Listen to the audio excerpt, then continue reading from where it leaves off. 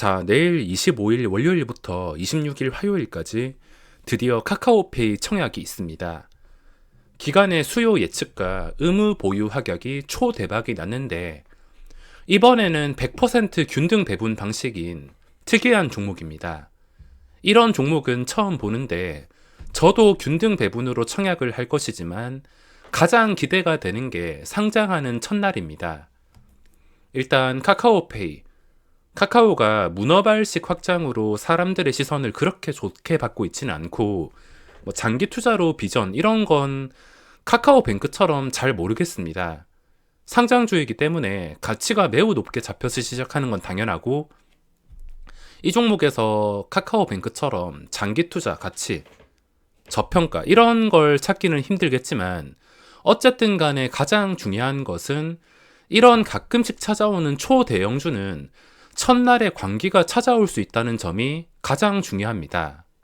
자, 이게 9만 원에 상장한다고 쳤을 때 시가총액이 무려 11조입니다. 고평가 논란이 당연히 카카오뱅크처럼 있긴 하지만 상장 첫날에 조단위 거래대금이 붙게 된다면 광기가 생길 수가 있어서 저는 광기가 혹시 생길 기미가 보인다면 딱 그것만 이용하는 게 목적입니다. 가장 중요하게 봐야 될 것이 주주 구성. 카카오뱅크처럼 구주주 물량이 생각보다 많이 잡히고 있습니다. 카카오뱅크 보시면 자, 구주주 물량이 있어도 방금 전 수준은 아니었는데 지금 카카오페이 보시면은 구주주 물량이 상당히 많이 유통이 됩니다. 마치 최대한 뻥튀기 시켜서 이걸 팔아먹기 위해 상장하는 게 목적인 것처럼 구주주 물량이 상당히 많습니다. 이런 구성은 속보이기 때문에 별로 좋아하진 않지만 어쨌든 간에 가장 중요한 것은 첫날에 엄청난 거래량이 붙는 게 중요합니다. 이게 나중에 끝까지 내려간다 하더라도 중요한 것은 첫날에 광기가 붙냐 붙지 않냐, 이게 가장 중요합니다. 수요 예측을 보시면 기간의 경쟁률 1700대 1, 의무 보유 합격 비율 70%, 거의 역대급 수준으로 정말 높게 나왔습니다. 자, 그 전에 카카오뱅크랑 현대중공업을 보시면 현대중공업은 시작하자마자 VI가 하락으로 걸려서 마이너스 20%쯤에서 바로 체결이 되었다가 여기서 순식간에 끌어올렸습니다. 오전장에 마이너스 20% 정도에서 플러스 20%대까지 그냥 다이렉트로 끌어올렸습니다. 이게 광기라 할 수 있으며 첫날 거래대금이 2조 원이 나왔습니다. 지금은 거래대금이 거의 없는 편이며 시장에서 완전히 소외가 되고 있는데 이런 종목도 첫날에는 이런 변동성이 나올 수가 있습니다. 현대중공업은 평소에 1%도 움직이기 힘든 종목인 것을 보여주고 있는데 원래 이런 종목인데 첫날에는 이런 식으로 변동성이 나올 수가 있다는 겁니다. 그리고 카카오뱅크 첫날의 상한가 완전히 이거는 말이 안 된다 싶을 만큼 첫날에 거래대금 4조 원 가까이 나오고 상한가 그 다음 날에도 거래대금이 4조 원 가까이 나왔습니다.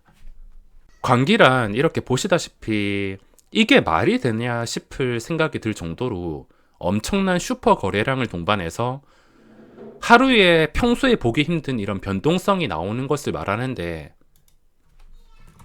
삼성전자도 광기가 있었습니다. 지수가 계속 올라갈 때 하루에 9%, 그 다음 날도 이어서 9%. 이렇게 움직일 만큼 광기가 무섭고 사실 이 광기로 인해서 한순간에 부자 되는 사람들이 많이 나와서 과감하신 분들이 즐기기에는 이것만한 게 없습니다. 평소에 뭐 변동성도 없는 시장에서 비싼 거래세 내고 들어가서 불리하게 대응할 바에 진짜 주목받는 거래대금. 제가 그래서 평소에 거래대금이 3천억 나와도 많은 거지만 조단위 거래대금이 나온다면 그 종목은 뭘 해도 변동성이 나올 수밖에 없습니다. 카카오뱅크도 그렇고 현대중공업도 그렇고 이런 광기로 인해서 한 방에 부자 되는 사람들이 많아서 과감하신 분들에게는 최고의 리베라 할 수 없으며 저는 생각이 많아서 함부로 할 수 없지만 잡기 위해서 오만 노력을 하고 있습니다. 아주 가끔 찾아오는 기회에서도 광기를 노리고 들어갈 때가 있습니다. 보통은 광기가 있을 때 이 주식시장의 분위기라는 게 있습니다. 이 종목에서 오르면 다른 종목도 오르고 1차, 2차, 뭐 길게는 3차까지도 강할 수가 있는데 카카오뱅크 그 다음 거래일에 바로 AHK 이노엔이라는 종목이 상장해서 인생 매매를 했습니다.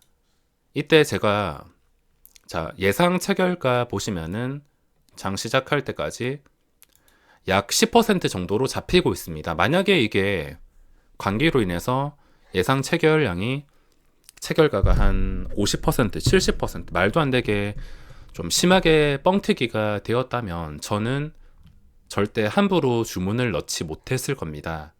HK 이노엔이 상장하고 나서 고점 대비 반토막 가까이까지 갈 만큼 끝까지 무너졌는데 이날은 관계로 인해서 20% 가까이 올라갔습니다.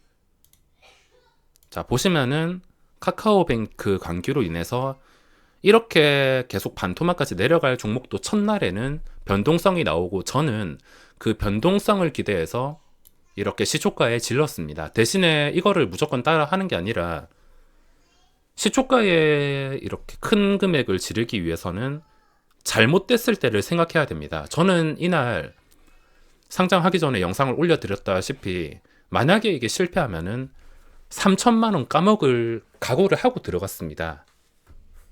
무조건 100% 수익이 난다는 걸 알면은 이것보다 훨씬 더 많은 금액을 미수 몰빵해서 들어갔겠지. 어떻게 될지 알 수 없지만 관계를 통해 가지고 올라갈 확률이 높으니까, 변동성이 잠깐이라도 나올 확률이 높으니까 지른 것입니다. 만약에 실패하면은 3천만 원 정도는 감수를 해야 되고, 어떤 신규주든 그렇습니다. 한번 실패하면은 10%에서 심하게는 20%까지 날릴 각오를 해야 됩니다. 그 전부터 계속 누적 수익이 쌓이신 분들은 그냥 재미로 내가 감당 가능한 구간까지는 마이너스 10%까지 보고 매매를 할 수 있지만, 그 전부터 계속 손실이 누적되신 분들이 이런 투기 같은 행위를 하다가 되돌릴 수가 없기 때문에, 혹시나 이런 매매를 하실 거면 따라 하시면 안 되겠지만, 혹시나 하실 거면 실패했을 때를 먼저 생각하시고 그게 감당 가능한 수치까지만 하셔야 됩니다. 마이너스 10% 날라간다면 내가 이걸 감당 가능한가? 그 전에 벌었던 돈이 있으니까 이번에 가끔 해볼만 하다, 이렇게 생각이 들 때만 하셔야 됩니다. 그냥 막 하다가는 진짜 큰일 날 수가 있어서, 막 하다가는 진짜 큰일 날 수가 있습니다. 내가 감당 가능한 구간까지. 올라서 다행이지만 만약에 내렸다, 그러면 저는 뭐 최소 1,000만 원에서 3,000만 원이 날라갔을 겁니다. 대신에 그 전에 벌어놨던 돈이 있기 때문에 그 정도는 충분히 감수 가능하고, 이런 관계에 충분히 투자할 만하다 싶어서, 걸어볼 만하다 싶어서 들어간 것이며, 카카오뱅크도 카카오페이도 마찬가지입니다. 쭉 지나가지고 익절을 했는데 카카오페이도 마찬가지입니다. 시가총액이 11조면 첫날에 거래대금이 또 2조 원 넘게 나온다 쳤을 땐 변동성이 당연히 있을 수밖에 없습니다. 이게 현대중공업처럼 뻥튀기가 심하게 된다면 당연히 쳐다볼 수 없습니다. 만약에 이게 현대중공업 관계가 심해서 그런지 첫날에 공모가 대비 85%나 떴습니다.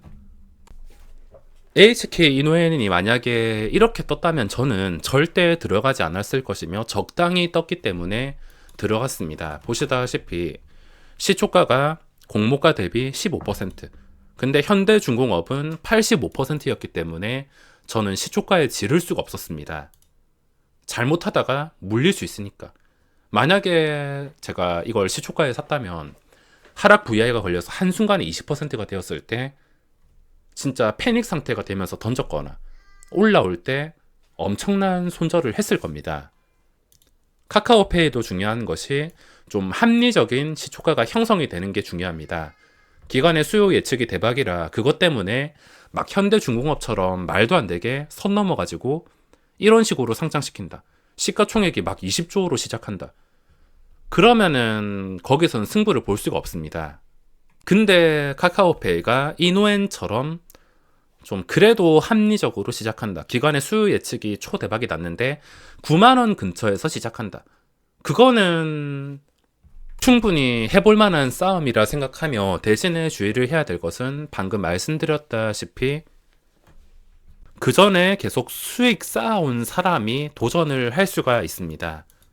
그 전에 계속 꾸준히 100만원, 200만원, 300만원 다시 밀린다 하더라도 어쨌든 간에 계좌가 우상향하는 사람이 가끔씩 관기를 기대하고서 실패했을 때 이 정도는 감수 가능하다, 이런 돈으로 하는 것이지, 그 전에 계속 잃은 사람이 한 방에 복구하기 위해서 좀 간절한 마음으로 한 방에 회복하기 위해서 투기를 하게 된다면 되돌리기 어려울 수가 있습니다. 어떻게 하든 간에 감당 가능한 구간에서만.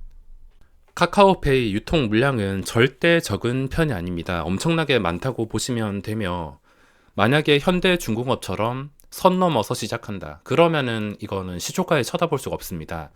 혹시나 이런 최악의 상황이 되고 현대중공업처럼 반등한다는 보장이 없기 때문에 합리적인 시초가가 형성이 되지 않는다면 함부로 손댈 수가 없고, 이렇게 크게 빠지는 구간이 나오지 않는다면, 뻥튀기 되고 나서도 계속 오른다면은 그냥 구경만 할 수밖에 없습니다.